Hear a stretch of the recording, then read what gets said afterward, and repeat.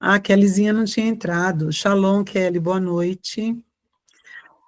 Bom, amados, shalom, então, Airã, pastora Mari, Júnior, missionária Kátia, Kelly, sejam todos bem-vindos. Shalom, Vera Lídia, Deus abençoe também, seja bem-vinda em nome de Jesus. Glórias a Deus, amados. Como a gente estava conversando um pouquinho antes de começar a gravar, né, estamos num estudo, né, de um assunto, shalom, querida, de um assunto que é bastante novo para todos nós. Então, eu entendo que realmente a gente está mais no momento de aprender, né, do conhecimento, de ouvir, de aprender, para depois até se posicionar, né? Então, vamos ficar bem tranquilos com isso, e não vou ficar pressionando vocês, não.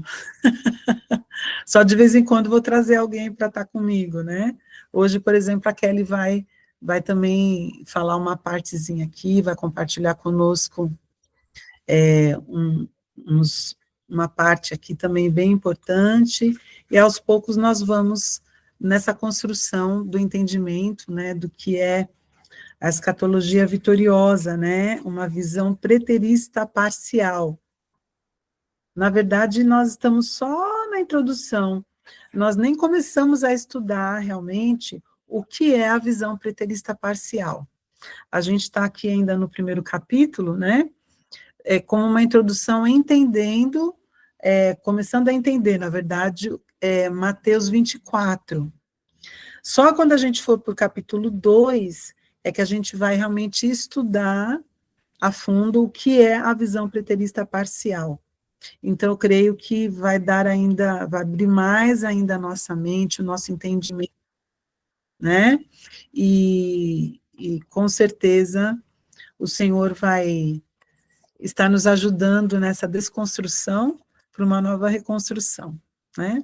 Amém? Shalom, Ângela, boa noite, Deus abençoe. Glórias a Deus. Vamos orar, amados, vamos orar para nós iniciarmos a nossa mentoria dessa noite, tá bom? Pai, nós te agradecemos e te damos toda a honra, glória, louvor e adoração por mais essa oportunidade que o Senhor nos concede de estarmos reunidos em teu nome, nesta mentoria pastoral. Obrigada, Pai, porque o Senhor nos tem dado realmente esta oportunidade, Senhor, de estarmos aprendendo, Senhor, mistérios, segredos que estavam ocultos para nós, no que diz respeito a termos vivido toda a nossa vida fundamentada numa mentalidade grega, Pai. Mas graças a Deus que a tua palavra se renova sempre e nos dá a oportunidade, Senhor, de sermos ensinados pelo Senhor. E a quem nós nos colocamos diante de Ti com corações e mentes ensináveis, dispostos a aprender, ó Pai, aquilo que o Senhor mesmo quer nos ensinar neste tempo. Te agradeço pela vida de cada um dos meus irmãos, das minhas irmãs que entraram já, daqueles que entrarão mais tarde, daqueles que não puderam estar, daqueles que assistirão depois. Nós te agradecemos, ó Deus, e que o Teu Espírito Santo nos dê entendimento de tudo que é necessário aprendermos neste tempo, Pai, para a edificação da igreja, para a maturidade espiritual da igreja, como corpo de Cristo que somos, precisamos crescer no entendimento da Tua palavra. Em nome de Jesus. Amém. Dei uma engasgadinha aqui.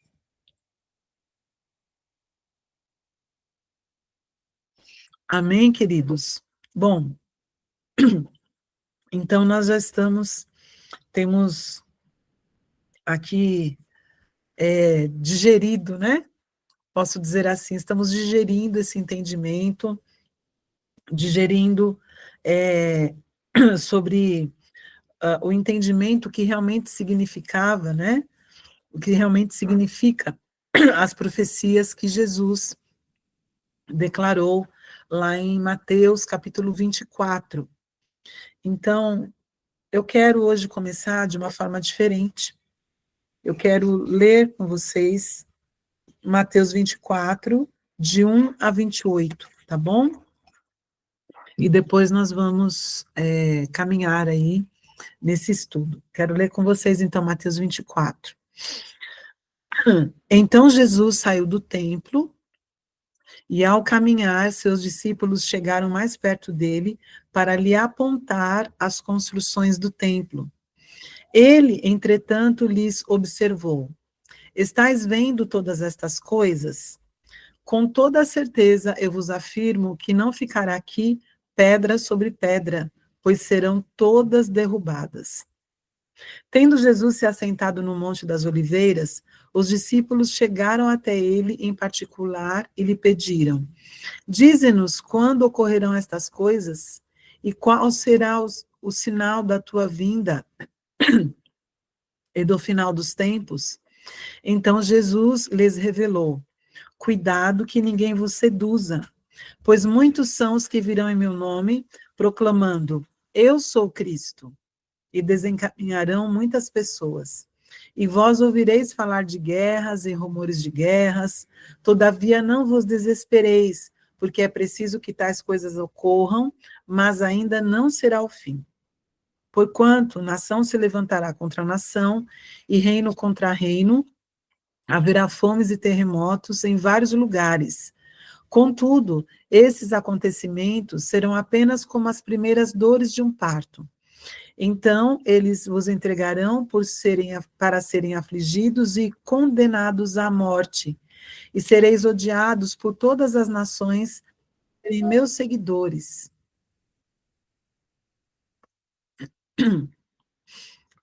Nessa época, muitos ficarão escandalizados, trairão uns aos outros e se odiarão mutuamente. Então, numerosos falsos profetas surgirão e enganarão a muitos. E por causa da multiplicação da maldade, o amor da maioria das pessoas esfriará. Aquele, porém, que continuar firme até o final será salvo. E este evangelho do reino será pregado em todo o mundo habitado, como testemunho a todas as nações, e então chegará o fim. E assim, quando virdes a profanação horrível da qual falou o profeta Daniel, no lugar santo, ao ler o profeta entendereis isto. Então os que estiverem na Judéia fujam para os montes. Quem estiver sobre o telhado de sua casa, não desça para retirar dela coisa alguma. E aquele que estiver no campo, não volte para pegar sua túnica. Serão dias terríveis para as mulheres grávidas e para as que estiverem amamentando. E orai para que a vossa fuga não ocorra durante o inverno, nem no sábado. Porquanto haverá nessa época grande tribulação, como jamais aconteceu desde o início do mundo até agora, nem nunca mais haverá. E se aqueles dias não tivessem sido abreviados, nenhuma carne seria salva. Mas por causa dos eleitos, aquele tempo será encurtado. Então, se alguém vos anunciar: vede, aqui está o Cristo, ou ei-lo ali, não acrediteis, pois se levantarão falsos cristos e falsos profetas, e apresentarão grandes milagres e prodígios para, se possível, iludir até mesmo os eleitos. Vede que eu o prenunciei a vós. Portanto, se vos disserem: eis que ele está no deserto, não saiais. Ou ainda, ele está ali mesmo, nos cômodos de uma casa, não acrediteis. Pois da maneira como o relâmpago parte do Oriente e brilha até o Ocidente, assim também se dará a vinda do Filho do Homem. Onde houver um cadáver, aí se reunirão os abutres. Amém? Bom, lemos aqui então até o versículo 28 de Mateus 24.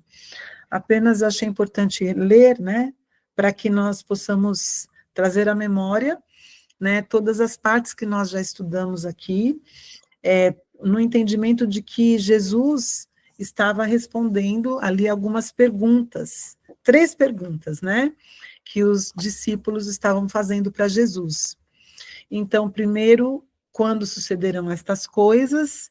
Qual será o sinal da tua vinda? E quanto ao fim dos tempos, né? Quando acontecerá o fim dos tempos? Então, nós vimos que, na verdade, Jesus estava falando sobre a destruição de Jerusalém e também sobre a destruição do templo, né? Lembrando que, na verdade, Jerusalém é a cidade santa, né? A cidade santa.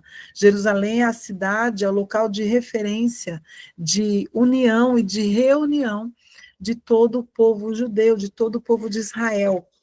E o templo é um local sagrado, né? O templo é um local sagrado para os judeus. E dizer isso, né, para os discípulos de Jesus, que eram judeus, era assim algo terrível. Eles entendiam que a Jerusalém sendo destruída, o templo sendo destruído, eles iriam perder a identidade deles, né, a identidade judaica, a identidade de pertencimento, a identidade de de um povo particular, de um povo peculiar de Deus.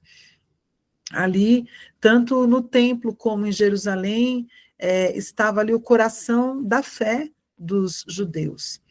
Então, isso para eles era algo assim, realmente como se o mundo fosse acabar. Mas nós vimos já, não vamos aqui rever, né?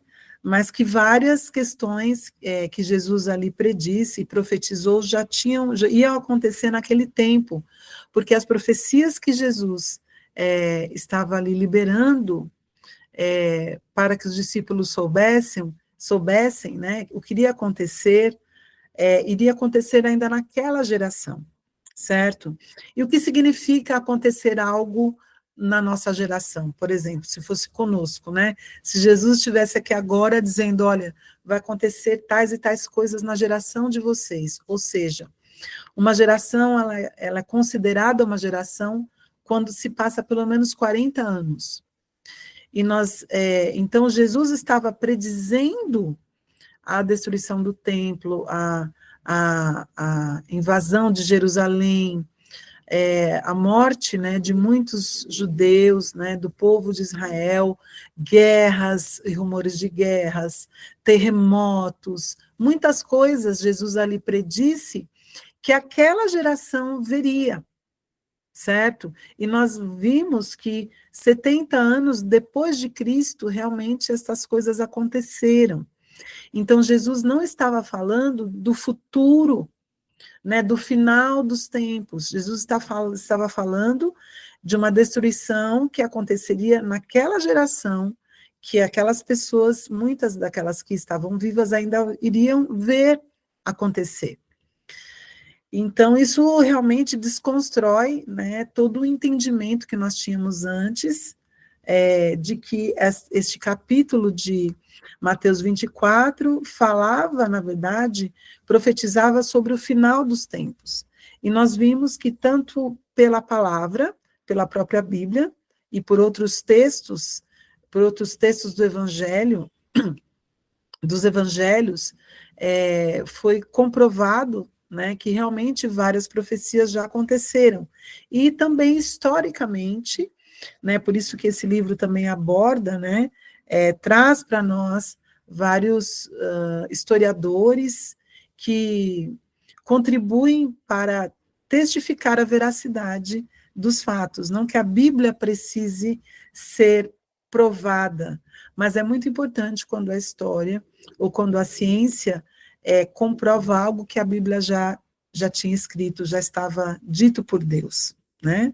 Amém? Então, nós, a semana passada, abordamos várias passagens paralelas de Mateus com Marcos e Lucas, né? Começamos a estudar falamos sobre apostasias e falsos profetas, sobre a pregação do evangelho a toda criatura.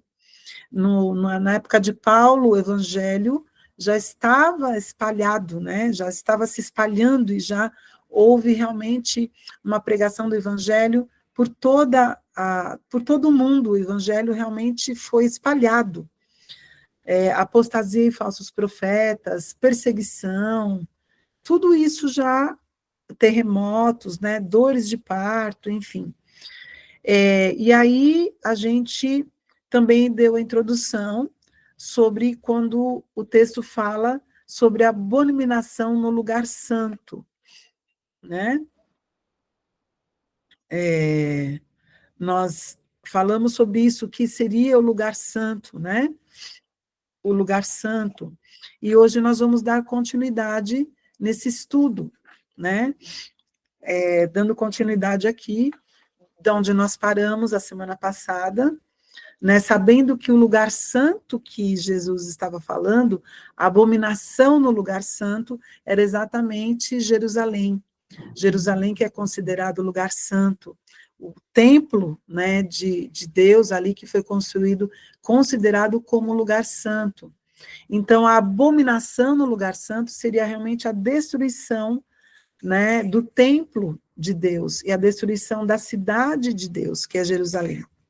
Tá bom? E hoje nós vamos começar a estudar na página 47, com o subtítulo aqui, Fugindo de Jerusalém e da Judéia. Então, hoje eu convidei a Kelly para estar compartilhando conosco tanto a leitura como o entendimento, né, que ela absorveu, tá, da página 47 até o início da 49, e depois nós vamos dar continuidade. De vez em quando, então, eu vou chamar alguém para estar comigo aqui, né, de vez em quando, aí chamando, porque eu sei que é um assunto que todos estamos aprendendo, mas eu creio que nós vamos sempre aprender também uns com os outros. Tá bom? Então, vou passar a palavra para a Kelly. Seja bem, não sei se eu cumprimentei a Marta, seja bem-vinda, Marta, querida. Angela já tinha cumprimentado. E agora, então, passo a palavra para a Kelly. Tá bom, Kelly? Amém, pastor. Amém. Deus te abençoe. Amém. Então, dando seguimento, e a partir do resumo que a pastora Miriam fez, vamos fazer a leitura, né, dessa página 47, e aí a gente vai trazendo o entendimento, e eu peço aos irmãos que fiquem à vontade para compartilhar suas impressões, o seu entendimento acerca desse tema, e a gente vai aprendendo junto. Confesso que tem sido um desafio para mim, é algo que para mim é novo, mas eu estou fazendo como o prefácio do livro indica, né? Pedindo ajuda ao Espírito Santo para discernir, para entender, para que a compreensão seja o mais claro possível. Mas vamos dar sequência. Página 47 diz assim: Fugindo de Jerusalém e da Judeia. Quando o abominável da desolação, isto é, os soldados romanos, começou a se enfileirar nas montanhas ao redor de Jerusalém, houve um curto espaço de tempo durante o qual o povo pôde fugir. A partir desse fato, podemos entender que a exortação do nosso Senhor para aqueles que tivessem nos eirados, para que não descessem para pegar os outros pertences, e para que aqueles que estivessem no campo não voltassem para pegar as suas capas. Jesus estava dizendo-lhes que eles precisavam fugir imediatamente. Depois que aqueles cristãos em Jerusalém conseguiram escapar, os soldados romanos fecharam a cidade e ninguém mais teve permissão para entrar ou sair. Os romanos isolaram Jerusalém para que as pessoas morressem de fome. O historiador Joséfo escreveu: Assim, toda a esperança de fuga agora estava eliminada para os judeus, juntamente com a liberdade deles de sair da cidade. Então, a fome ampliou o seu avanço, devorando as pessoas por casas e famílias inteiras. Os aposentos altos estavam cheios de mulheres e crianças morrendo de fome, e as vilas da cidade estavam cheias de corpos mortos de idosos.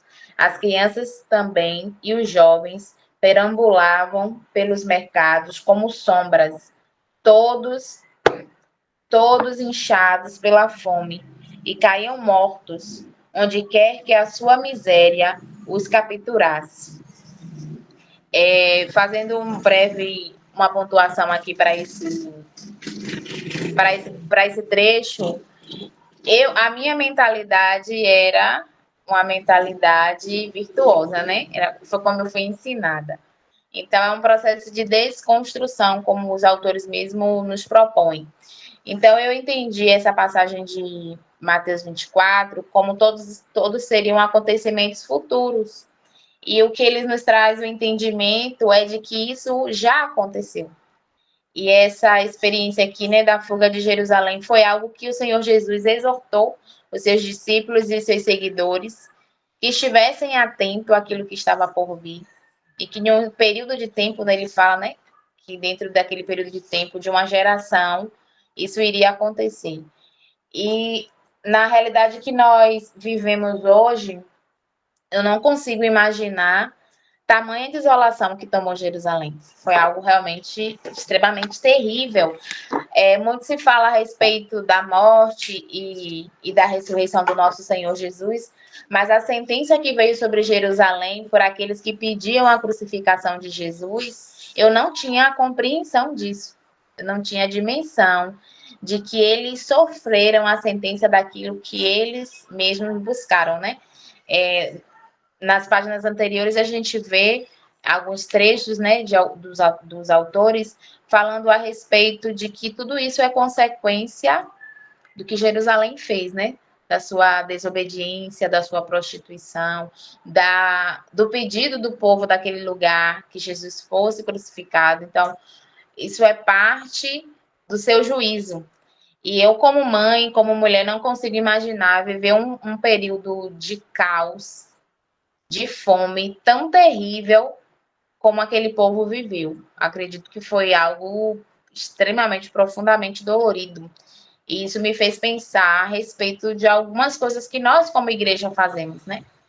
Algumas decisões que a igreja toma ao longo da sua vida, em termos de doutrina, de vivência, né? Que acaba crucificando algumas condutas, algumas pessoas, subjugando as pessoas. E isso gera consequências no mundo espiritual. E há um tempo em que nós seremos julgados e sentenciados por essas atitudes. Lá no início, o autor nos orienta a pedir a ajuda do Espírito Santo e a nos despir das nossas convicções, né? Por causa daquilo que a gente foi ensinado, por causa da doutrina e tudo mais. E aí a gente vai lendo essa passagem de Mateus que é tão profunda e eu não tinha esse conhecimento. E a gente vai se deparar com uma realidade como essa e pegando os trechos, né? A gente vai ver mais adiante, vai continuar lendo pegando os outros trechos de outros historiadores, de obras de outros historiadores, a gente vai ver como que essa situação verdadeiramente foi algo tão severo, uma punição tão dolorida, mas que o Senhor Jesus teve o cuidado de exortar, teve o cuidado de alertar, né? Aqueles que estavam atentos, que fugiram, né? Esses remanescentes do Senhor, que conseguiram escapar, pôde levar a igreja, né, e o evangelho do Senhor adiante, mas os que ficaram sofreram e sofreram severamente. Então, vamos dar continuidade à leitura. Historicamente, sabemos que os primeiros discípulos fugiram de Jerusalém antes da destruição da cidade. Por que eles fugiram? Porque se lembraram da advertência que Jesus lhes deu, de que a cidade seria cercada por exércitos e que eles deviam fugir para escapar da devastação que seguiria. Na página 48, tem um trecho de Eusébio que diz assim: os membros da igreja de Jerusalém, por meio de um oráculo dado por revelação às pessoas justas daquele lugar, tiveram ordem de deixar a cidade antes de a guerra começar e se estabelecerem em uma cidade na pereira chamada Pela, né? Então, os cristãos que estiveram atentos à palavra de Jesus, que estiveram atentos a mensagem que Jesus transmitiu ali no Monte das Oliveiras, que se lembrou que foi alertado pelo Espírito Santo de Deus, conseguiu fugir dessa realidade, né, dessa guerra que se estabeleceu, e outros cristãos também, né? Então, mostra a importância de sermos justos diante do Senhor e de estarmos atentos ao que o Senhor nos diz, tanto naquela época quanto hoje. Eu acredito que a Bíblia está justamente para isso, para nos alertar, para nos exortar, nos alertar sobre as coisas vindouras. Esse ponto de vista, né, da igreja preterista, né, dessa visão, nos deixa esse alerta de que nós não somos uma igreja derrotada, que nós não somos uma igreja que vai sofrer a punição se estivermos alerta, mas que nós triunfaremos, governaremos com Cristo, né? Que a igreja vai ser restabelecida para governar com Cristo. Então precisamos estar atentos às mensagens e a tudo aquilo que o Senhor nos deixou, né? Enquanto profecia, das próprias Escrituras, né, as palavras que o Senhor nos deixou. Dando sequência, Benda, o Venerável. Quando a aproximação da guerra com Roma e do extermínio do povo judeu, todos os cristãos que estavam naquela província, advertidos pela profecia, fugiram para longe, como a história da igreja relata, e retirando-se para além do Jordão, permaneceram por algum tempo na cidade de Pela. E aqui é mais uma testificação, né? Uma reafirmação, mais uma obra que cita essa fuga dos cristãos que estavam atentos, dos cristãos que se manteram firmes e justos. É mais uma testificação dessa passagem falando sobre a respeito de Jerusalém e da fuga, né? E da devastação de Jerusalém. Charles Spurgeon disse: os cristãos de Jerusalém e das cidades e aldeias vizinhas na Judéia aproveitaram-se da primeira oportunidade para enganar os exércitos romanos e fugiram para a cidade de Pela, nas montanhas de Pereia, onde foram preservados da destruição geral que atingiu os judeus. Não houve tempo a perder antes da investida final contra a cidade culpada. O homem no eirado não pôde descer para tirar de casa coisa alguma. E o homem no campo não pôde voltar atrás para pegar a sua capa. Eles precisaram fugir para os montes com o máximo de pressa no instante em que viram Jerusalém cercada pelos exércitos. João Crisóstomo disse: então os que estiveram na Judéia fugiam para os montes. O que ele quer dizer com então? Essas coisas aconteceram, ele diz, quando virdes o abominável da desolação de que falou o profeta Daniel no lugar santo. Ele me parece estar falando dos exércitos e guerras. Portanto, fujam. Não há esperança de segurança para vocês na cidade. E aqui mais um trecho fazendo testificação da palavra que o Senhor Jesus liberou, a palavra profética, e de que essa palavra já se cumpriu. Que na verdade ele está tentando mostrar, né, para o povo, que essa palavra já se cumpriu. Isso já não é algo que está por vir, é algo que já aconteceu. E quando muitas vezes a gente lê essa passagem de Mateus 24, se refere somente ao futuro. É como se todas essas coisas ainda vão acontecer.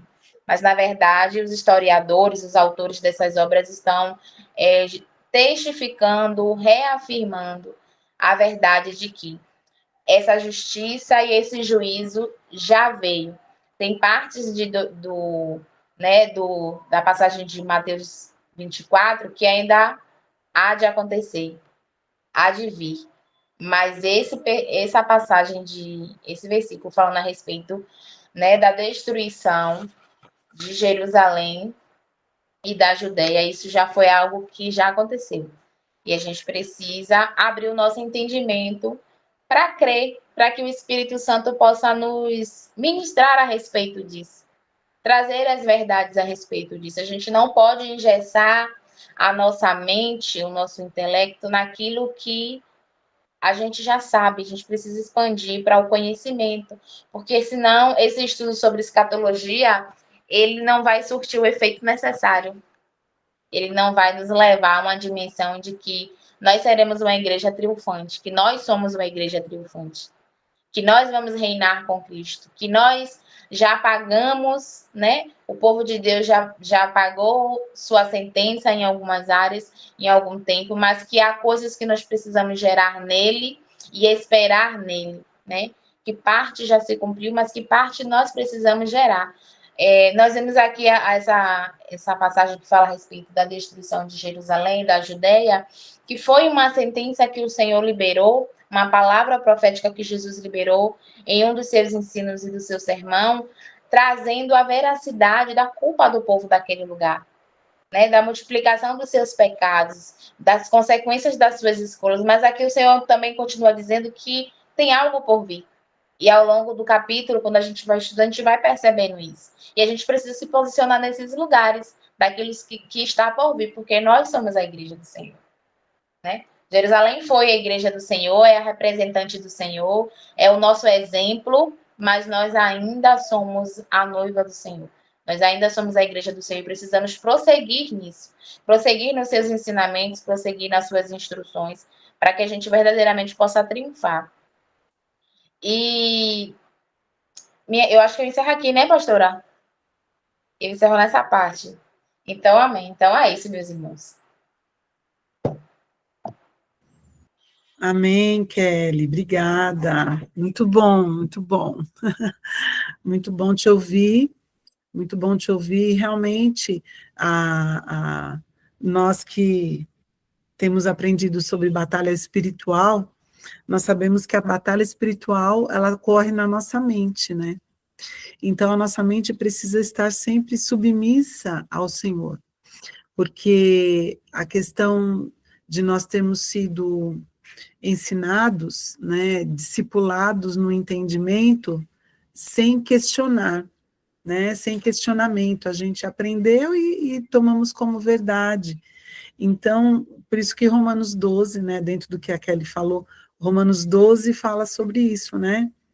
Paulo fala, olha, rogo-vos, irmãos, que apresenteis, né, os vossos corpos em sacrifício vivo, santo e agradável a Deus, que é o vosso culto racional, e não vos conformeis com este mundo, né, mas transformai-vos pela renovação do vosso entendimento, pela renovação, ou seja, pela mudança de mente, né, do vosso entendimento, para que experimenteis a boa, perfeita e agradável vontade de Deus. Então, nós estamos nesse lugar de renovação da nossa mente, e a gente só consegue renovar a nossa mente pelo Espírito Santo, né? Porque a gente se coloca em submissão ao Espírito Santo para que ele nos ensine, né? Então é muito bom isso, é importante, porque a gente realmente não fica estagnada, a gente não fica, os crentes estagnados no entendimento. E logo que eu vim para o Ministério Zoe, né? Quando o apóstolo Joelson começou a falar sobre essas coisas, como a Kelly hoje compartilhou, sobre a igreja triunfante, sobre chamar a nossa atenção, né, para, claro que nós vamos reinar com Jesus, nós ansiamos pela volta de Jesus, certo? Porque nós temos o desejo de conhecer Jesus face a face. Esse momento vai ser algo glorioso, maravilhoso. Porém, o que nós estamos vivendo hoje é que nós não devemos ficar estáticos, parados, esperando Jesus voltar, né? Nós temos uma responsabilidade, uma missão para cumprir aqui na Terra. Então, isso nos reposicionou, né? Isso me reposicionou com relação ao reino de Deus na Terra. Não mais o reino de Deus lá no céu, mas o reino de Deus sendo manifestado aqui na terra, por cada um de nós que fazemos parte do corpo de Cristo, né? Por cada um de nós que somos a igreja de Deus. Então, isso nos trouxe uma responsabilidade maior com respeito à condução da nossa vida. Antes eu pensava de uma forma, sobre alguns assuntos que eu não me interessava, achando que isso não era importante para nós que somos cristãos. Né? Então, quando o apóstolo começou a falar sobre essas coisas, sobre igreja triunfante, sobre nós assumirmos posição de governo, né, nos 7 montes da sociedade, isso vai nos trazendo como igreja a uma responsabilidade de realmente nós darmos continuidade à obra que Jesus iniciou e que ele confiou a nós. Porque eu creio que a gente viveu um tempo de muito comodismo, onde bastava-nos, embora eu creio que era um entendimento e um comportamento genuíno nosso, mas bastava que nós nos alimentássemos dentro da igreja. É como se a gente estivesse num outro mundo, né? Quando a palavra fala que nós não somos deste mundo, né? Jesus falou, não peço que os tires do mundo, mas que os livres do mal. A nossa cidadania é do céu, mas nós estamos na terra. Mas a gente achava que a gente tinha que ficar à parte de algumas questões da sociedade, do mundo que nós vivemos. Mas esta visão, a visão apostólica, o entendimento apostólico e o entendimento do que nós estamos começando a estudar, que é a visão preterista, né, parcial, nos reposiciona a nós sermos participantes do mover de Deus na Terra, principalmente no que diz respeito à Igreja Apostólica. A Igreja Apostólica nos tira de um conforto e nos reposiciona para exercermos o nosso chamado, o ministério, e tomarmos posição de governo na Terra, porque é isso que Deus quer. A gente só vai mudar as circunstâncias da nossa nação, por exemplo, como brasileiros que somos e amamos e temos orado por uma mudança, né, por uma transformação, por um reavivamento no Brasil, se nós, como igreja, nos reposicionarmos. Então, a renovação da nossa mente, na verdade, precisa ser um ato contínuo, né? Nós sempre precisamos pedir ao Senhor que renove a nossa mente, que nos dê entendimento. E isso faz parte da nossa maturidade cristã. Isso faz parte, talvez, se nós fôssemos novos convertidos, talvez seria mais fácil esse entendimento ou não, mas certo é que o Senhor sempre respeita essa caminhada nossa de maturidade. Alguns alimentos não podem ser dados, né, para bebês. Precisa que os bebês estejam mais maduros, ou seja, com um bebezinho de 1 mês, ele só vai precisar do leite.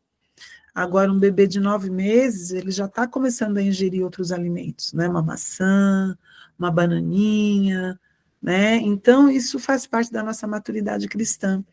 Então, é realmente pedir, né, como bem a Kelly lembrou, ao Espírito Santo que nos dê entendimento, que nos traga revelação. Amém? Obrigada, Kelly. Deus te abençoe, querida.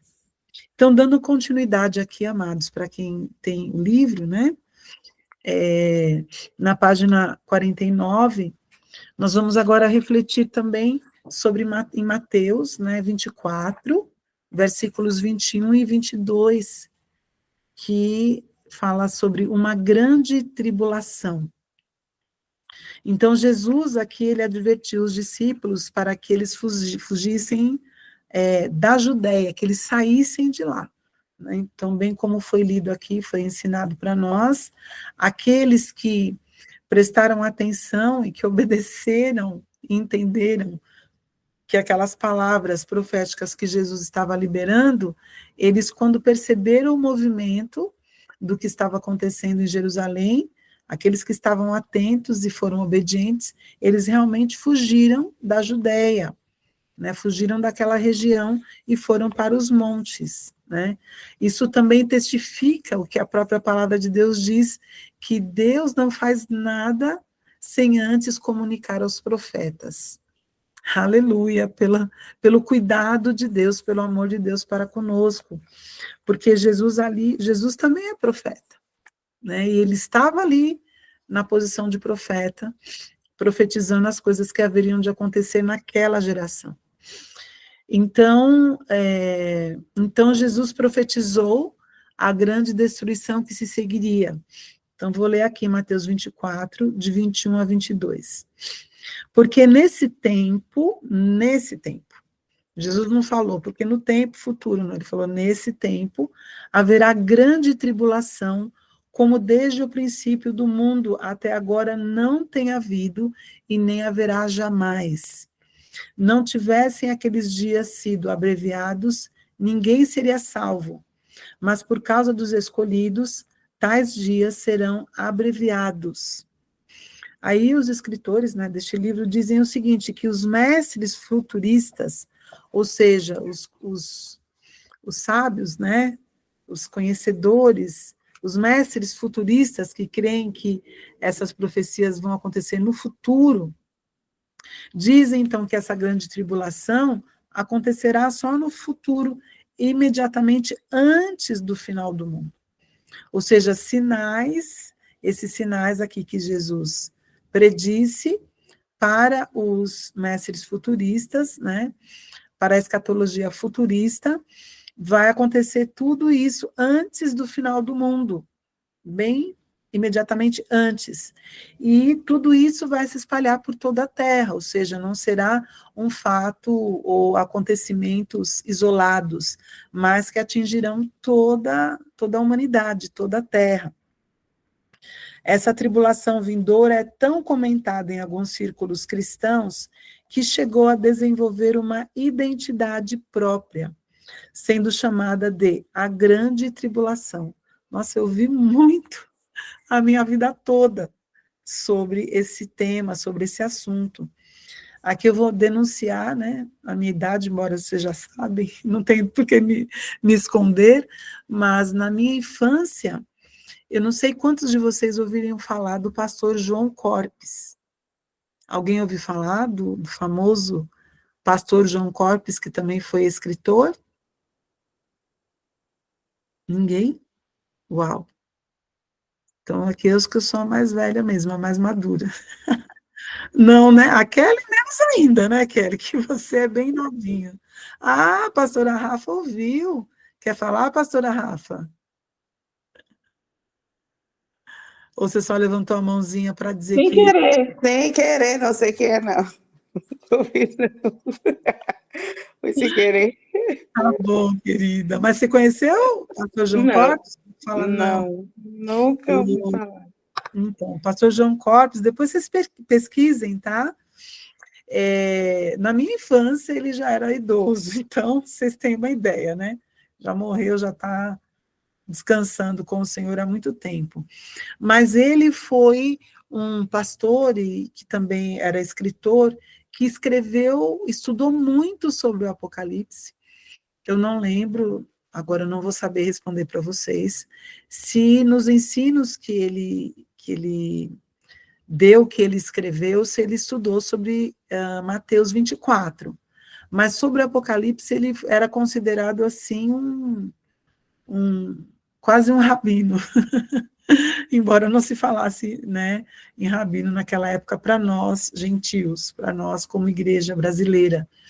Mas ele foi assim uma referência, né, para os cristãos de ensino escatológico. Então, quando mostrou aqui, né, o livro fala sobre a grande tribulação, eu lembrei muito do pastor João Corpes. Eu era menina e o meu pai, o José Lucas, né, que também já está descansando com o Senhor, ele leu muitos livros dele, a gente tinha alguns livros dele em casa, mas que com o passar dos anos se desfizeram, né?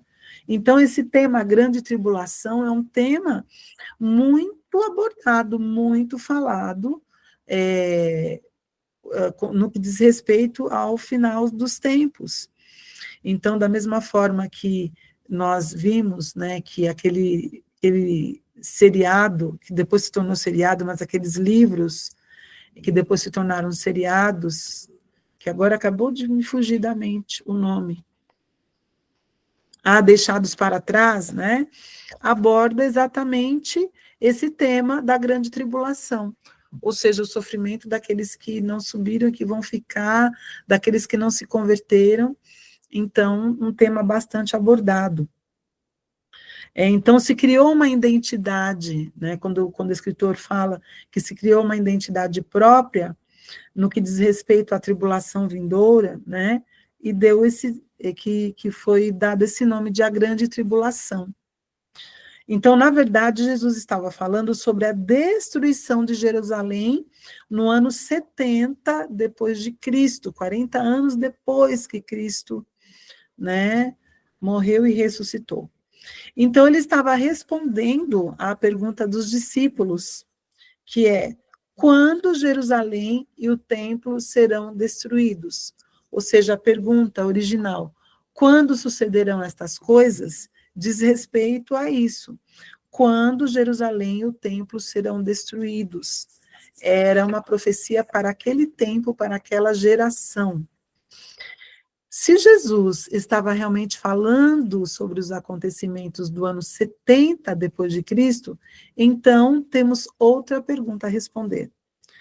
Como ele poderia ter dito que nada de tão terrível ocorreu desde o princípio do mundo até agora e nem nunca acontecerá? Não aconteceram coisas mais terríveis que a destruição de Jerusalém? Certamente aconteceu. Porém, temos que avaliar vários aspectos. E quanto ao Holocausto no século XX, o Holocausto que é considerado a pior catástrofe humana, né? No qual 6 milhões de judeus foram assassinados. E quanto a outros tempos de guerra e de destruição em massa, então, aí a gente vai avaliar por que Jesus, né, por que o texto fala que Jesus falou que não haveria, que não houve nem haveria uma destruição, uma catástrofe tão grande como a que aconteceria naquele tempo. Então, a destruição de Jerusalém, ela não foi maior em magnitude, mas Jesus está falando em termos daquela destruição ser a maior calamidade no sentido de sofrimento e angústia, e no sentido espiritual, no significado espiritual para o povo de Israel, para o povo judeu, né? Joséfo, então, como um grande escritor judeu, ele descreve o que realmente aconteceu no ano 70 depois de Cristo. Aí, gente, cada vez que a gente lê, né, os acontecimentos, o comportamento dos soldados romanos com relação aos judeus, né, as guerras que aconteciam, era de uma violência que, para a gente que, digamos assim, que no século XXI já temos visto tantas coisas acontecerem, né, a gente se choca demais, porque a violência, a frieza era muito grande. E agora a gente vai ouvir aqui uma descrição de tamanha frieza e de violência, né? Então, vamos lá. Joséfo descreve o que realmente aconteceu no ano 70 depois de Cristo. Depois, então, que a cidade foi lacrada, ou seja, foi fechada, foi sitiada, né, pelos soldados romanos, Joséfo conta como os judeus cometeram atrocidades terríveis, como, por exemplo, o canibalismo que ocorreu durante a fome. E aqui há uma narração, é um relato abominável de uma mulher que assassina o seu filho pequeno, cozinhando e comendo a metade dele. E depois houve uma briga, uma discussão com ladrões que invadiram a casa dela em busca de comida. Entrou numa discussão sobre quem comeria a outra metade. Então, amados, vejam bem o tamanho da violência, o tamanho da desumanidade, né, que levou essa mãe a cozinhar o seu próprio filho, comer metade dele e depois entrar numa briga, numa discussão com ladrões para quem comeria a outra metade. Olha que coisa, que nível de violência e nível também de fome, de desespero, porque a cidade ficou por 4 meses, se eu não me engano, aqui, sitiada, né? Ou seja, eles não tinham como buscar alimento, não tinham como fazer isso, não tinham como fugir para aqueles que ficaram e não obedeceram, né, ao que Jesus tinha dito, que eles deveriam fugir da Judéia. E aí, olha só outras atrocidades. Durante a fome, os judeus também engoliam diamantes e pedras preciosas na esperança de fugir e de levá-los em segurança para outros lugares. Conhecendo esse fato, os soldados romanos capturavam as pessoas da cidade e abriam seu estômago e suas entranhas. Ai, meu Deus. Cortando-os à procura de qualquer coisa que pudessem encontrar. Gente, que loucura, que loucura. Então, veja bem, os judeus faziam isso de engolir, né, joias, diamantes, pedras preciosas, porque eles tinham o quê? A expectativa, a esperança de conseguirem fugir. E aí, né, possuidores de um bem, possuidores de pedras preciosas, eles poderiam recomeçar a vida. Só que aí, os soldados, ao saberem disso, então, eles chegaram ali no extremo de realmente cortar, né, rasgar o estômago das pessoas, as entranhas ali, né, procurando qualquer coisa que pudessem encontrar, né, qualquer pedra, qualquer joia, tudo que fosse valioso.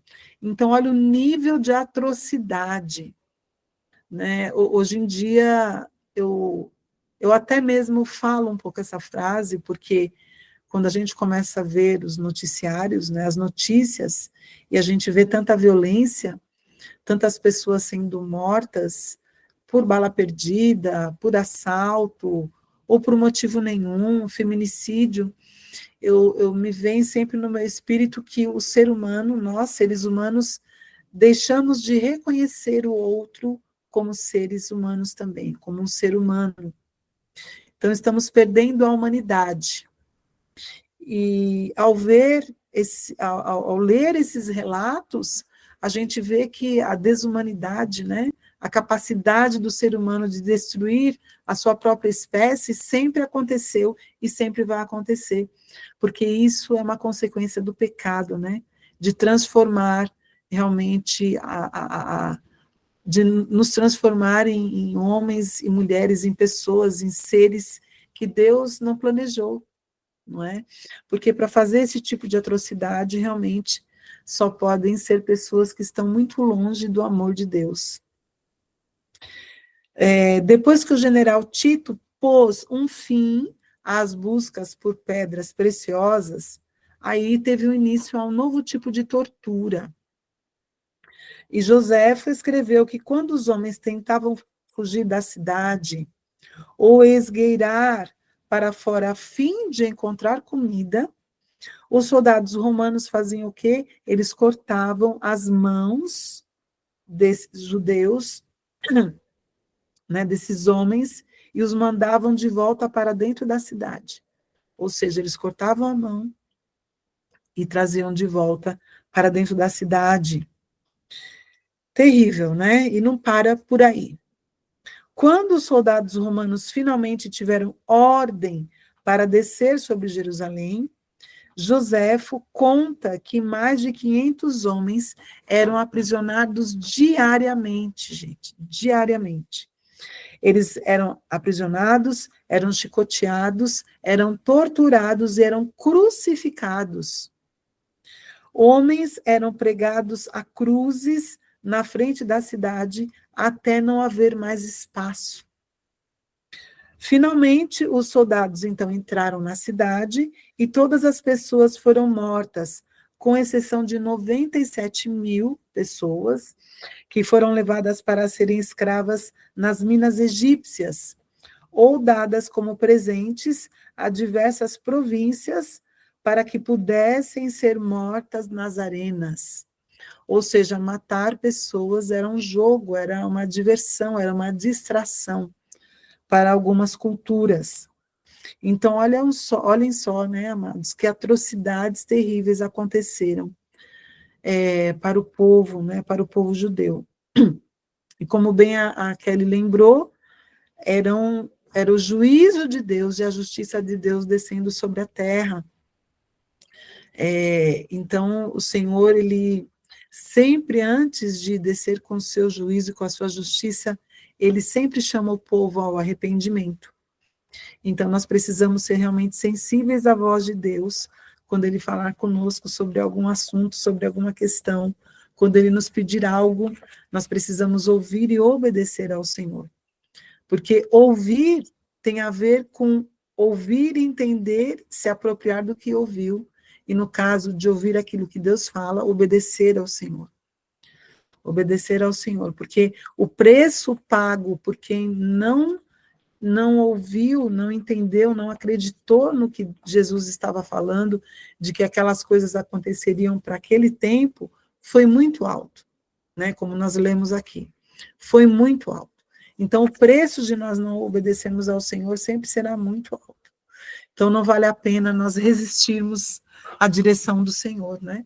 Nós temos que, pelo contrário, nos submetermos ao seu senhorio. Vou tomar uma aguinha aqui.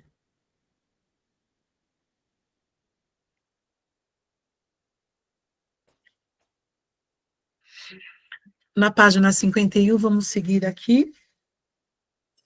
Quando Jerusalém, então, foi destruída, um genocídio dos judeus foi deflagrado nas regiões circunvizinhas também.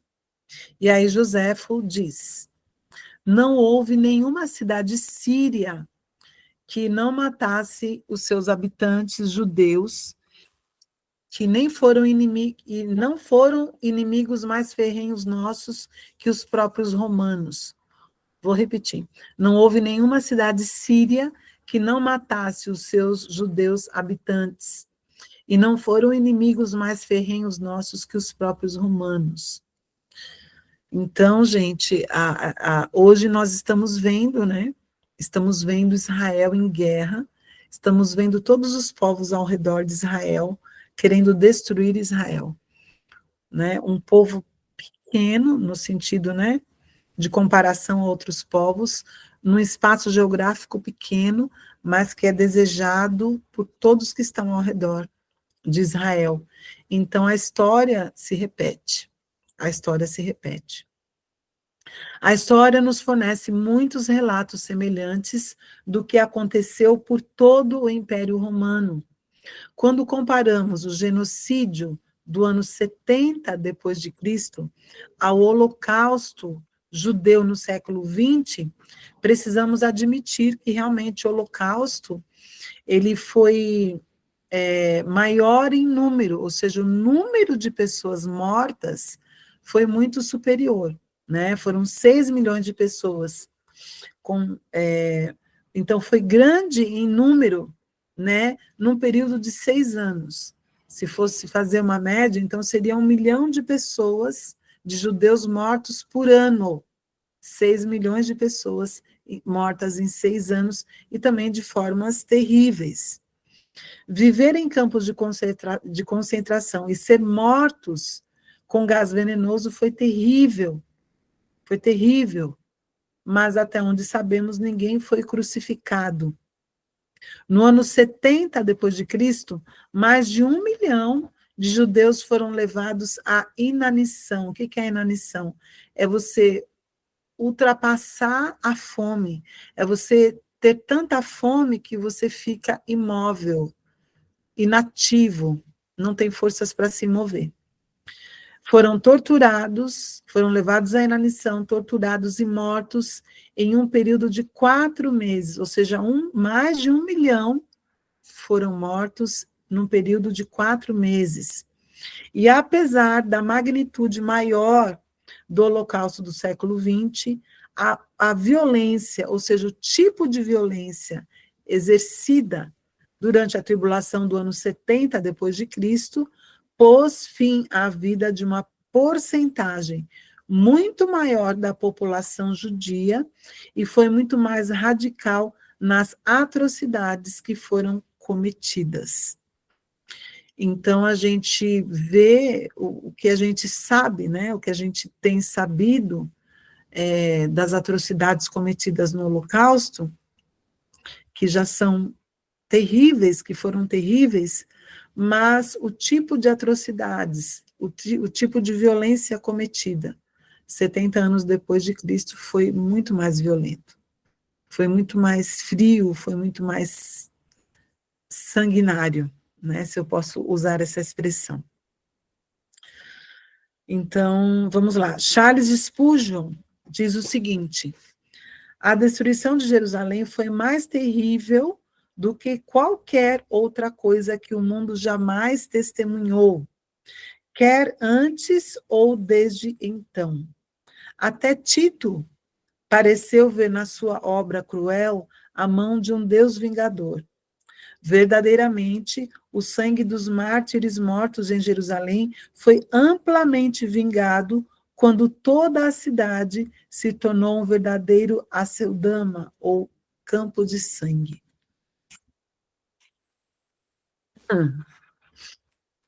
Vamos lá. João Crisóstomo, o que disse João Crisóstomo? E isso, sem dúvida, se aplica aos judeus em casa e no exterior. Por quê? Porque os romanos estavam lutando não apenas contra os que estavam na Judéia, mas também contra os judeus que estavam dispersos por toda parte, ou seja, por outras regiões, né, por outros países também. Eusébio disse: milhares e milhares de homens de todas as idades que, juntamente com mulheres e crianças, pereceram pela espada, pela fome e por inúmeros outros tipos de morte. Tudo isso, qualquer pessoa que deseje pode extrair em detalhes precisos das páginas da história de Joséfo. Então, olha só, Eusébio faz referência às histórias, né, de Joséfo.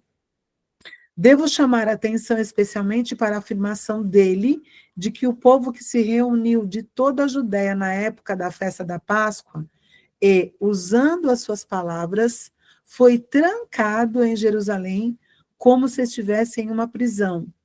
Somava aproximadamente, então, 3 milhões de pessoas. 3 milhões de pessoas. Então, amados, é muito sério o que aconteceu, né? Amém, amém, Marta. Deus abençoe. Pode sair sim, minha querida. Fique na Shalom do Pai, viu? Em nome de Jesus. Tá certo. Chega uma hora que o corpo reclama, né? O corpo sente o cansaço. Deus abençoe, que o Senhor restabeleça a sua mãe, querida, em nome de Jesus. Em nome de Jesus. E restabeleça também as suas forças com uma excelente noite de descanso, tá bom? Ok, queridos? Bom, vamos seguir mais um pouquinho? Vamos lá. Mateus 24, de 23 a 27. Falsos cristos aparecem. Falsos cristos aparecem. Eu quero até aqui, antes de nós lermos, entrarmos nessa parte, trazer aqui uma curiosidade.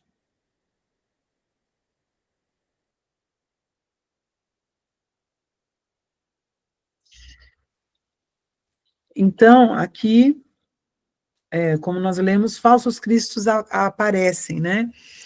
E aí, eu comecei a dar uma pesquisada, estudando, né? Para a surpresa de alguns, Cristo, então, não é o sobrenome de Jesus. Vamos ler o que significa Cristo. Cristo vem da palavra grega Christos, que significa ungido ou escolhido. Ungido ou escolhido. Este é equivalente grego da palavra hebraica Machia, ou Messias. Então, Jesus é o nome humano do Senhor dado a Maria pelo anjo Gabriel, como está lá em Lucas 1:31. Cristo é o seu título, significando que Jesus foi enviado por Deus para ser rei e libertador. Então, Jesus Cristo significa Jesus, o Messias, ou Jesus o ungido, ok? Vamos lá. Quando as pessoas estavam sendo mortas em toda a Judeia, muitos judeus se agarraram à sua esperança de que um Messias apareceria para livrá-las no último instante. Diversos líderes se aproveitaram dessa crença, que era tão fundamental para o coração e a mente dos judeus. Sabendo que isso aconteceria, Jesus então fez uma advertência, que está lá em Mateus 24, 23 a 27, que diz assim: Então, se alguém vos disser, eis aqui o Cristo, ou eis aqui o ungido, eis aqui o Messias, ou ei-lo ali, não acrediteis, porque surgirão falsos cristos e falsos profetas, operando grandes sinais e prodígios para enganar, se possível, os próprios eleitos. Vede que vô-lo tenho predito, ou seja, vô-lo tenho avisado, né? Vô-lo tenho dito. Portanto, se vos disserem, eis que ele está no deserto, não saiais. Ou, ei-lo no interior da casa, não acrediteis. Porque assim como o relâmpago sai do Oriente e se mostra até no Ocidente, assim há de ser a vinda do Filho do Homem. Aleluia. Então, Joséfo aqui, ele escreveu sobre vários falsos profetas e líderes, né, que afirmavam ser o Cristo. Um exemplo de que ele foi, um exemplo que ele deu, foi o de um falso profeta que declarou publicamente aos habitantes desesperados de Jerusalém que, em determinado dia, Deus iria libertá-los de modo sobrenatural. Ou seja, os falsos profetas, né? Liberando falsas profecias. E aí muitos judeus seguiram esse líder e acabaram perdendo a vida por causa da falsa esperança dada por ele.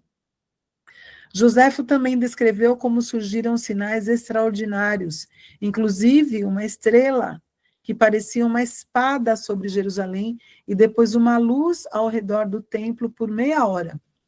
Assim como Jesus havia profetizado, os falsos cristos demonstraram grandes sinais e maravilhas.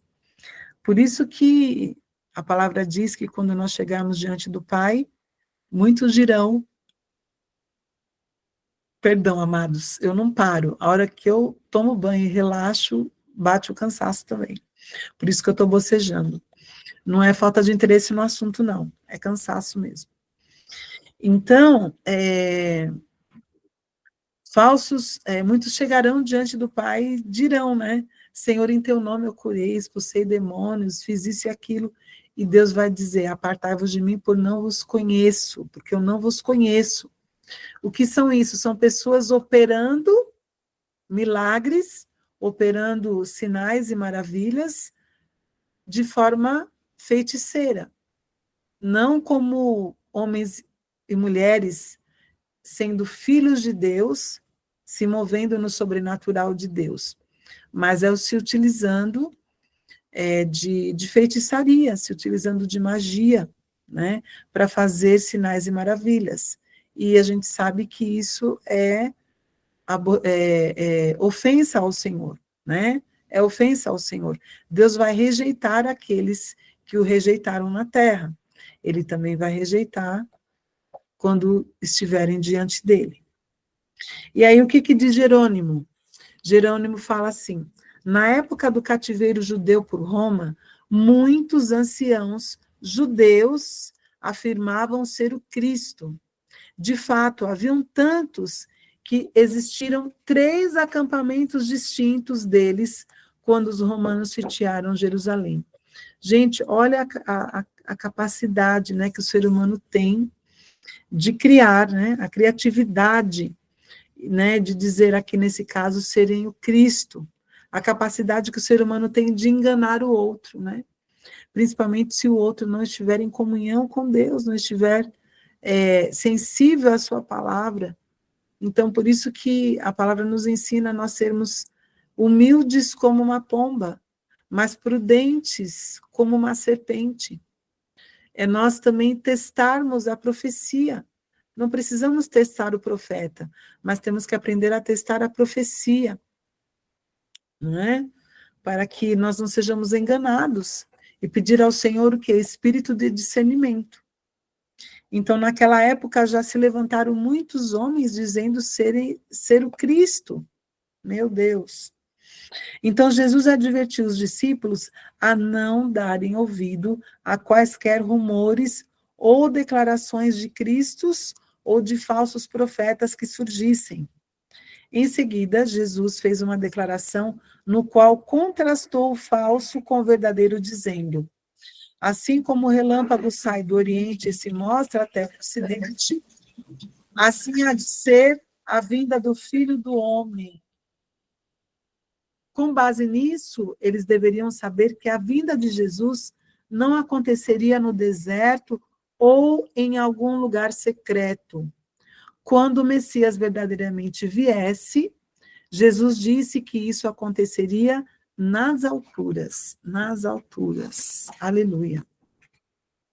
Mateus 24, 28, que tem aqui o título, né? O cadáver e os abutres. Onde estiver o cadáver, aí se ajuntarão os abutres.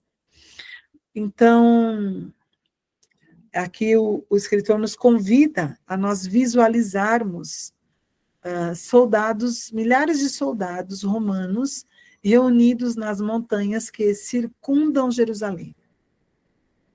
Aí fica um teste aí para nós, né? Agora, acrescente a essa imagem a bandeira sobre a qual eles se reuniam. E essa bandeira era a bandeira do abutre.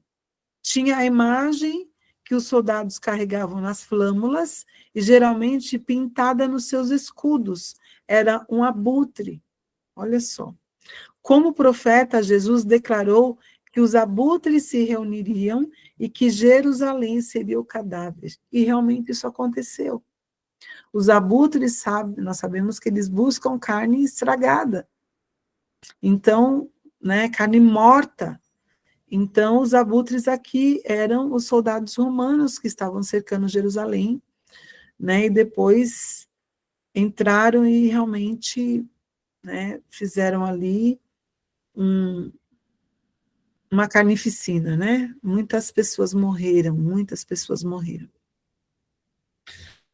Confirmação dos evangelhos paralelos. Jesus terminou de responder à primeira pergunta, tendo explicado todos os sinais que levariam à destruição de Jerusalém e do templo. Antes de prosseguirmos examinando sua resposta à segunda pergunta, vale a pena indicar a confirmação de outros dois evangelhos. Discutimos com que estreiteza Marcos 13 e Lucas 21 estão relacionados a Mateus 24. Entretanto, há uma diferença-chave entre eles. Em Mateus 24, 3, os discípulos fizeram 3 perguntas a Jesus. Vamos aqui repeti-las. A pergunta número 1. Quando sucederão estas coisas? A pergunta número 2. Qual será o sinal da sua vinda? Número 3. E quanto ao fim dos tempos? Quanto ao fim do mundo?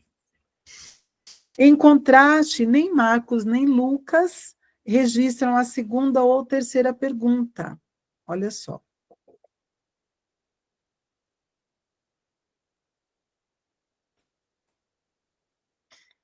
Lucas 21, de 5 a 7, diz o seguinte: falavam alguns a respeito do templo, como estava ornado de belas pedras e de dádivas. Então disse Jesus: vede estas coisas? Dias virão em que não ficará pedra sobre pedra que não seja derribada. Perguntaram-lhe: mestre, quando sucederá isto? E que sinal haverá quando estas coisas estiverem para se cumprir? A leitura de Marcos 13, de 1 a 4, ela é muito semelhante a essa passagem, sem perguntar nada sobre os sinais da vinda do nosso Senhor ou sobre o fim do mundo. Vamos ler aqui Marcos 13, de 1 a 4.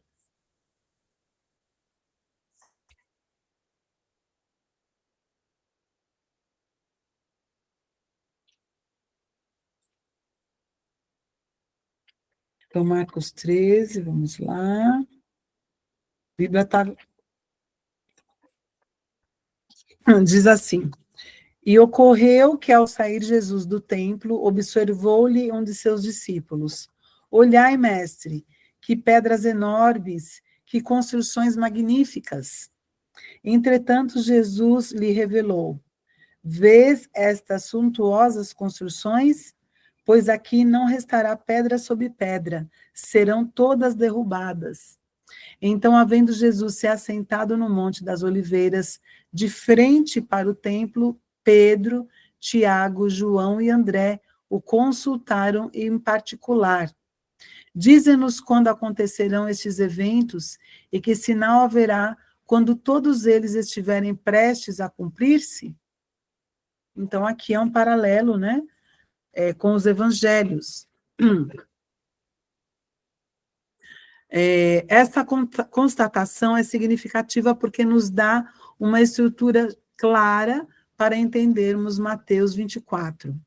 Uma vez que Marcos e Lucas relatam apenas a pergunta sobre quando o templo seria destruído.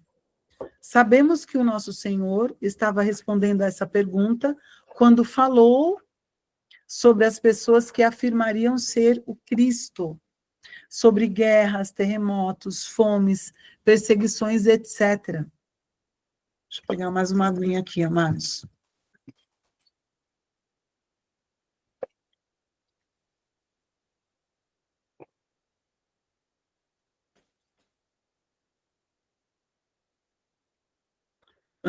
As respostas que Jesus deu em Marcos e Lucas são quase idênticas às respostas que Jesus deu em Marcos e Lucas. Perdão, são quase idênticas às respostas dadas por ele em Mateus 24, de 4 a 22. Portanto, é totalmente razoável concluir que Jesus estava falando sobre a destruição do templo quando ele falou sobre as pessoas que afirmariam ser o Cristo, quando ele falou sobre as guerras, sobre os terremotos, sobre a fome, sobre as perseguições. Essa conclusão é uma confirmação de que Mateus 24 está respondendo apenas à primeira pergunta. Então, reconhecer os paralelos entre os evangelhos mostra novamente o quanto os mestres futuristas estão errados, né? Quando tentam combinar todas as três perguntas registradas em Mateus 24, 3, como se todas elas estivessem questionando sobre a segunda vinda de Jesus e o fim do mundo.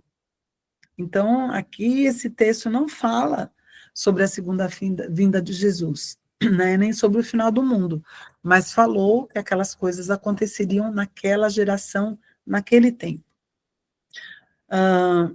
Depois nós veremos as respostas que Jesus deu às duas perguntas restantes, e na verdade falaremos sobre a sua vinda e o fim do mundo, porque essas são a segunda e a terceira perguntas.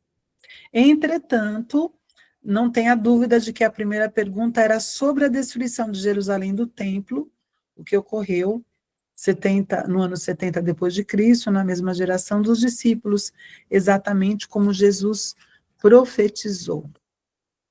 Amém?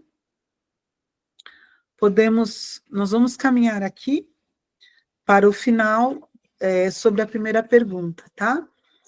E vamos lá, observações finais sobre a primeira pergunta. Então, toda a ênfase é pouca sobre a importância do acontecimento da destruição de Jerusalém do templo. Por quê? Então, sabemos que Jerusalém era e é considerada a cidade santa. O Monte Moriá, sobre o qual estava o templo, era o local também sagrado. Por que era o local sagrado? Porque era o local onde Abraão levou Isaac, o seu filho Isaac, para oferecê-lo ao Senhor, como está lá em Gênesis 22, 2.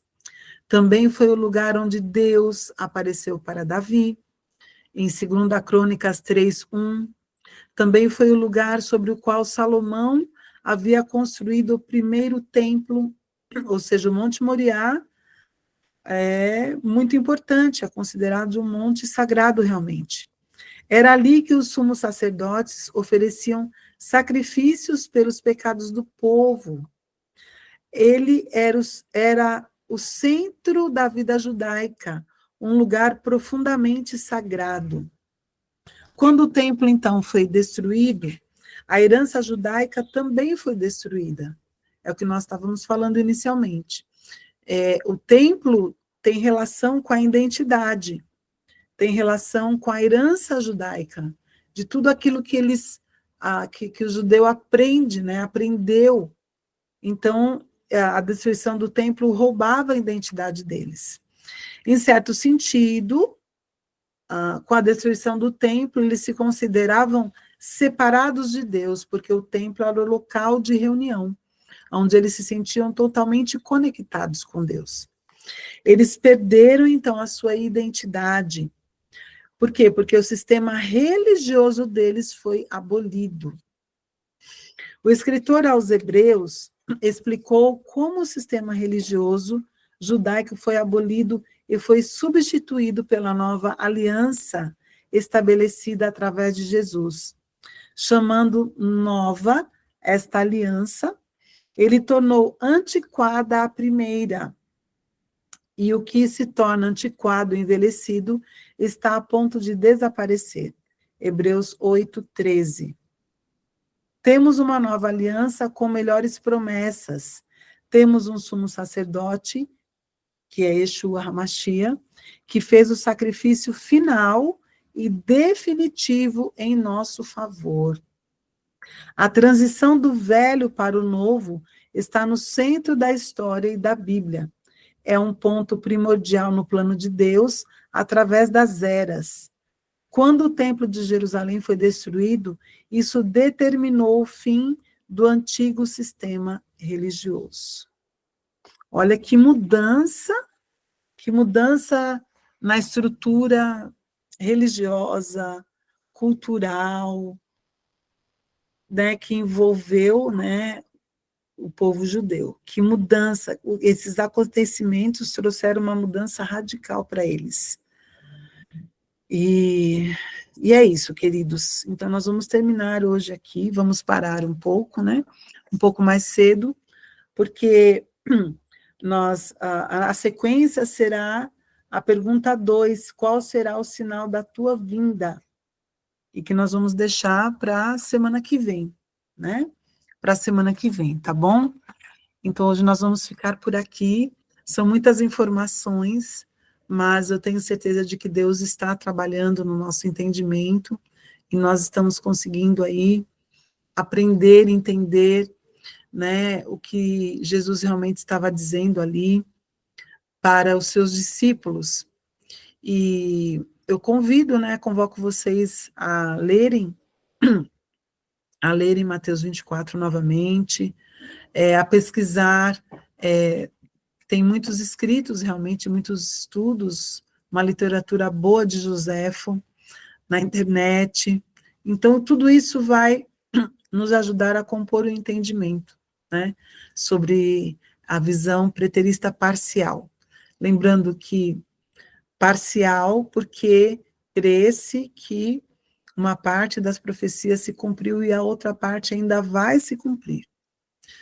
Amém, queridos? Alguém gostaria de falar alguma coisa, de dar uma contribuição? Fiquem à vontade, levantando a mãozinha aí. Pode falar, pastora Mari. Pastora, eu tô aqui de cabelo em pé. De verdade, porque eu tô aqui numa faxina na minha casa, Sim. e lavando o banheiro e ouvindo tudo isso. E tô aqui, meu Deus, aonde que eu tava esses anos todos da minha vida, que eu não li essas coisas, que eu não prestei atenção nesses detalhes. Senhor, o que eu fiz da minha vida espiritual até aqui?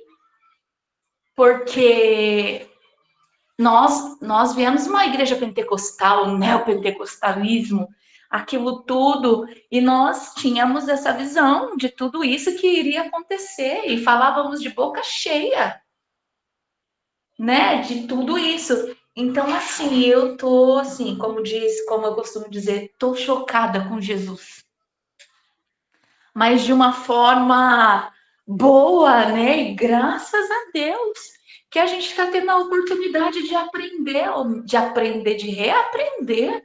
Aprendemos a vida inteira tanta coisa errada, né? E coisas que poderiam ter mudado a nossa vida, que poderia ter nos feito estar muito mais além, lá na frente mesmo, já ensinando. Então agora eu tô aqui pensando comigo mesmo, Senhor, eu vou ter que aprender tudo de novo para poder ensinar agora, porque eu não posso mais continuar ensinando aquilo que hoje eu sei que não é verdade. Então, eu tô hoje de verdade, pastora Miriam, né? Aos amados, eu tô assim de cadeira em pé, tá? Mas eu creio que é o Espírito Santo dando essa, né, essa direção e falando, não, filha, até aqui você aprendeu, né? Aprendeu errado. Agora você vai aprender de novo. E uma coisa, pastora, que eu estava estudando esses dias sobre as letras em hebraico, né? Então, o alfabeto em hebraico. E aí eu estava estudando um pouco sobre a letra do meu nome e tal. E aí fala muito de passagem também, né? Sobre aprender para ensinar. E eu tô com 40 anos e é justamente o valor numérico da letra do meu nome. E aí eu tava vendo, eu falei, Jesus, e o Rabino, né, falando sobre você aprendeu até aqui. Talvez o que você aprendeu estava errado, talvez o que você aprendeu estava certo, mas agora, nesse ciclo dos 40, você vai começar a ensinar o que é certo. Então, aí, eu, ouvindo tudo isso, eu disse, meu Deus, e não é que faz todo sentido aquilo que o Senhor tem falado por revelação, aquilo que o Senhor já deu em revelação. Falei, meu Deus do céu, eu tô aqui, pastora, de verdade, tô chocada. Aqui da parede de lavar o banheiro que eu tô chocada. É isso, pastor, é isso. Mas acho que é isso mesmo, pastora Mari. Nós todos fomos condicionados a um entendimento. Tanto que as próprias faculdades teológicas, todas elas ensinam da forma, a escatologia futurista. Né? Então, para a gente ver o quanto o nosso evangelho, quanto o evangelho, né, no que diz respeito à igreja brasileira, o quanto nós fomos contaminados, o quanto nós estávamos cegos, né, nós não sabíamos, mas eu creio que esse processo que nós estamos vivendo, não somente nós aqui como Ministério Zoe, né, como EFICO, enfim, estamos debaixo da mesma paternidade, nem todo mundo é Zoe, né, mas todos estamos debaixo da mesma paternidade e dessa forma, debaixo do mesmo conhecimento, né, dos nossos apóstolos que têm nos ministrado e nos ensinado, todos nós viemos de um tempo de muita contaminação grega, né, de todo um evangelho grego, né, que nos roubou de muitas coisas, nos roubou desse entendimento e não fez com que a gente pudesse refletir sobre o que nós estávamos lendo, mas a gente recebeu um ensino condicionado a pensar daquela forma, a enxergar daquela forma, e a gente acreditou nisso e a gente viveu isso. Né? Por isso que as faculdades teológicas, agora, para quem está nesse entendimento, vai acabar havendo muita discussão, porque as faculdades teológicas elas estão ainda sobre todo um domínio grego-romano. Né? Então, vai ensinar os alunos dessa forma, com esse entendimento. Então, eu creio que nós, como outros irmãos e irmãs, né, outros ministérios, outras alianças, né, apostólicas, que graças a Deus o Senhor tem despertado, estamos desaprendendo para reaprender. Estamos passando exatamente por uma renovação do nosso entendimento. Então, aquelas pedras fundamentais do início da nossa vida cristã, agora estão sendo renovadas. Muitas delas estão sendo renovadas por este entendimento que realmente nos choca. Você falou onde eu estava, né? Eu também, onde que eu estava? Que eu lia, mas eu não entendia, não parava para refletir. E aí eu quero até fazer aqui um comentário também, que essa forma de pensamento, você veio de uma igreja neopentecostal, né, pastora? Eu vim de uma igreja tradicional, que é a Igreja Batista. Então, a maior parte da minha vida estive na Igreja Batista. Então, o que acontece? Na verdade, a Igreja Católica, vocês sabem, a história diz isso, que a Igreja Católica houve um tempo que proibiu, né, que os seus fiéis tivessem acesso às Escrituras, à Bíblia. Então, todo o ensino, digamos, teológico, todo o ensino sobre Deus estava restrito aos estudiosos, aos que faziam seminários, não é? Até tem um filme bem interessante, que talvez vocês tenham assistido, que chama-se O Nome da Rosa. Não sei se alguém assistiu O Nome da Rosa, é um filme antigo, mas que diz respeito a padres estudiosos que estavam no monastério e que tinha alguns livros que eram proibidos de serem lidos, né? Só alguns, poucos, poderiam ler aqueles livros. E aí começou a acontecer, vou contar assim, bem rapidinho, começou a acontecer algumas mortes, algumas pessoas, alguns homens estavam morrendo. E aí descobriu-se porque eles estavam lendo livros que eram proibidos, então colocaram veneno nas páginas do livro. Você assistiu, Ângela? Olha, que bom, esse filme é muito bom, vale a pena assistir. Porque durante muito tempo, por exemplo, a Igreja Católica, ela impediu que os fiéis tivessem entendimento do que estava sendo lido. Então, por isso que as missas elas realizadas no latim. E você assistiu também, né, pastora Ana? Que bom, ótimo. Então, vocês estão entendendo o que eu estou falando, né? Quem não assistiu, amados, procurem assistir. Deve ter no YouTube, Netflix, alguma dessas plataformas, tá bom? É um filme histórico. Isso, os monges lambiam as folhas envenenadas, exatamente, morriam, porque eles estavam lendo livros que eram proibidos para eles. Então, a Igreja Católica, ela viveu esse tempo de proibir, né, as pessoas de entenderem. Então, as missas eram realizadas em latim, e só quem conhecia latim eram os padres. Então, todos os fiéis acabavam concordando com coisas. Escreveu o nome do livro? Escrevo. Alguém escreve? Bom, deixa eu escrever aqui. Isso, obrigada, pastora Ana. Então, isso influenciou um pouco a gente também. Embora eu sempre entendi que, eu estou falando aqui com muito respeito à Igreja Batista, né? Mas eu sempre achei a Igreja Batista uma igreja democrática. Mas, na verdade, todas as igrejas, a maioria das igrejas, mesmo as tradicionais e as neopentecostais, elas foram influenciadas, né, por essa mentalidade, né? Então, de que se forma um pensamento, né? A gente chama isso de catequização, se forma um pensamento, e aquele pensamento tem que ser transmitido para que o padrão de pensamento não saia do lugar, não mude.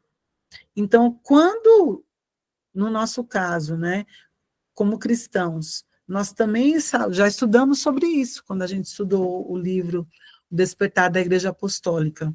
Nós vemos o quanto a história, como Satanás usou a história usou... Não saímos da caixinha, é verdade. Não saímos da caixinha, Irã. Então, por quê? Todo um ensino catequizado dentro daquela caixinha, não podia sair nada fora daquilo, né, do que era ensinado. Então, agora não somente, agora para nós, né, mas muitas pessoas, muitos homens e mulheres de Deus, muitos apóstolos, muitas igrejas, né, acreditam, né, já estão vivenciando o novo do Senhor, exatamente, pastora Rafa, sofismas, né, sofismas, porque sofisma é aquele pensamento que gruda na mente, que não pode ser mudado, é dado como fato e não pode ser mudado, mas a Bíblia diz que nós devemos passar por este processo de renovação da mente, não está sendo pregado um evangelho novo, nada disso, mas está sendo nos revelado uma maneira de entender diferente do que nós somos condicionados, e graças a Deus que tudo isso está tendo fundamento bíblico em primeiro lugar, e histórico, testificando as verdades bíblicas, né? Então, é um processo, como diz a pastora Mari, que assusta, mas ao mesmo tempo que nos leva a um outro nível de entendimento, a um novo nível de maturidade, a um novo nível de revelação. E Deus respeita esse tempo que nós estamos vivendo aqui, né? De ouvir e absorvendo, ouvir e absorvendo, ouvir de novo, ler e reler. É assim que o Espírito Santo vai nos convencendo e nos ensinando tudo aquilo que nós precisamos aprender. Amém, queridos? Glórias a Deus. Podemos encerrar, mas alguém gostaria de falar alguma coisa? Tem uma frase que eu aprendi no passado, só para finalizar mesmo, antes de pedir para alguém orar, que é o seguinte, que para toda mudança existe uma crise. Então, a crise, eu estou em crise. Que bom. Quando a gente está em crise, é sinal que alguma mudança vai acontecer. Para vir o novo do Senhor, a crise, precisa haver uma crise, porque é uma crise dos fundamentos que nós recebemos, né, que foram condicionados para um fundamento novo para nós, mas já estava aí na palavra, já estava claro, só que nós não enxergávamos, mas aprove o Senhor nos fazer enxergar. Amém? Glórias a Deus, amados. Eu vou pedir para pastora Rafa, você pode orar, encerrando a nossa mentoria?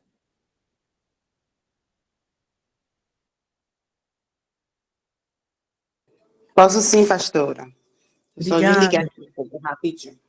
Tá bom. Só nós matizás. Delícia. Todo mundo em produção. Também vou fazer. Aleluia. Estão me ouvindo bem? Que cortou aqui. Bem? Pastora, a senhora está linda. Mais linda do que sempre. Uma porção nova de lindeza. Obrigada, pastora. Eu estou acostumando, que eu queria mais comprido, mas ficou muito comprido e bem escuro.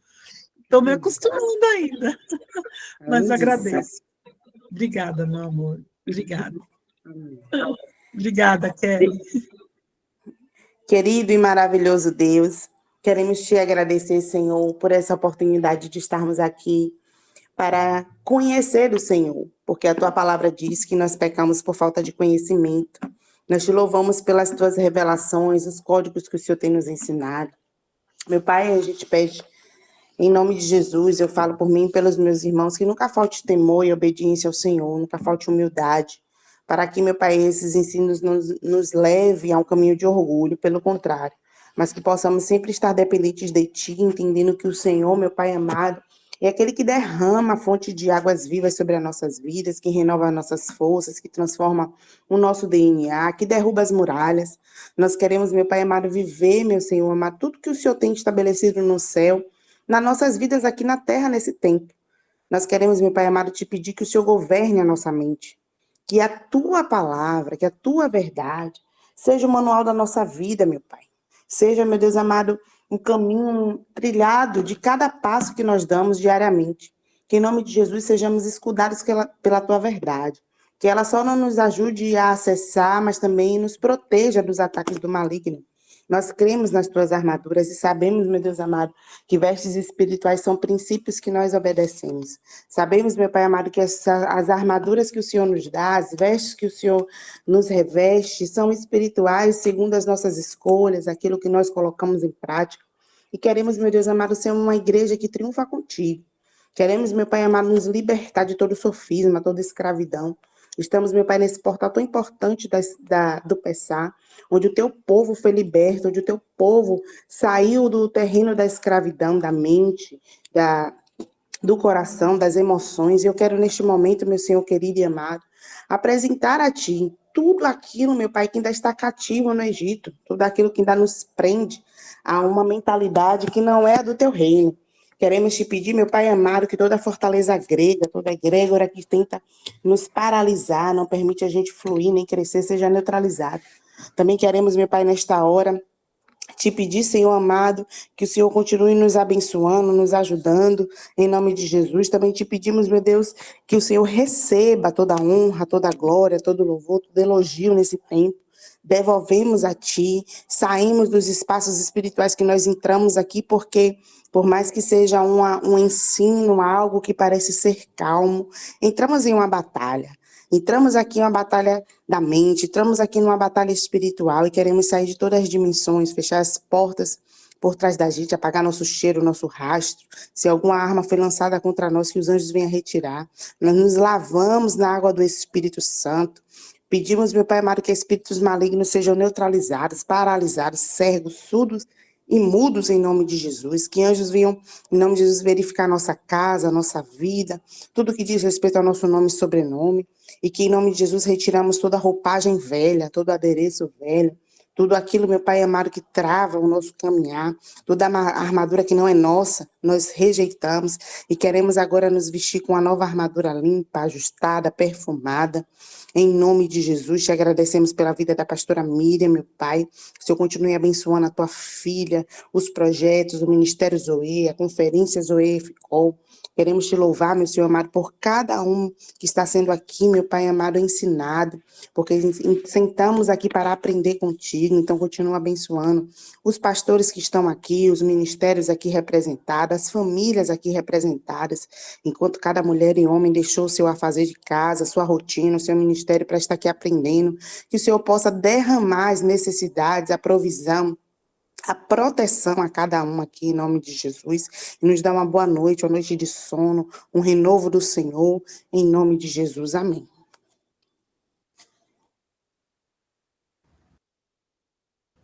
Amém, pastora Rafa, obrigada. Amém, amados. Shalom, boa noite. Deus abençoe a todos vocês, em nome de Jesus. Em nome de Jesus. Shalom, boa noite. Boa noite. Shalom, shalom a todos. Boa Bom noite. descanso. Tchau, tchau. Abençoe. Deus abençoe.